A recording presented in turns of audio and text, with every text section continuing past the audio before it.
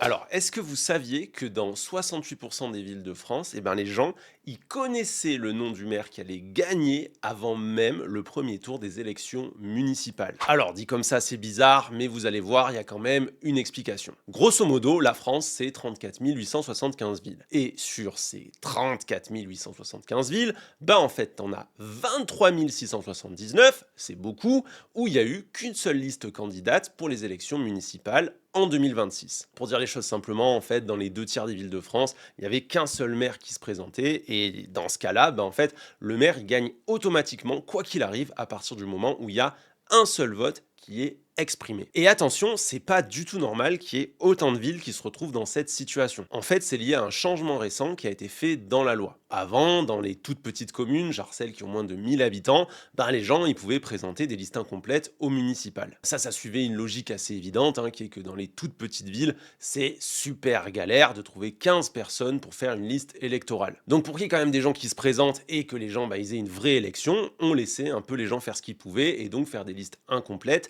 et aussi, attention, ça va être très important, des listes non paritaires. Donc des listes où il n'y avait pas forcément le même nombre d'hommes et de femmes. Ça permettait d'avoir plusieurs candidatures et donc d'avoir de vraies élections au municipal dans les petites villes, mais il y avait aussi un gros problème qui était que les femmes, elles étaient vraiment sous-représentées. C'est très simple, dans les conseils municipaux des communes de moins de 1000 habitants, les femmes, elles étaient que 37% contre 48% dans les autres communes. Alors pour contrer ça, il y a une loi qui a été proposée par le gouvernement Macron. En gros, l'idée, c'était de favoriser la parité. Et on va pas se mentir, les macronistes, ils se sont pas du tout cassé la tête. Ils ont juste mis le même mode de scrutin dans les petites villes que dans les autres villes plus grandes. Et du jour au lendemain, du coup, il fallait avoir la parité stricte et des listes complètes, même dans les petites villes. Et du coup, dimanche, on a pu faire le premier bilan de cette loi et on va pas se mentir, c'est la catastrophe. 68% des villes, elles avaient qu'un seul candidat. Ça, c'est vraiment une mort de la démocratie à petite échelle. Un seul candidat, ça veut dire qu'il n'y a plus vraiment de campagne électorale.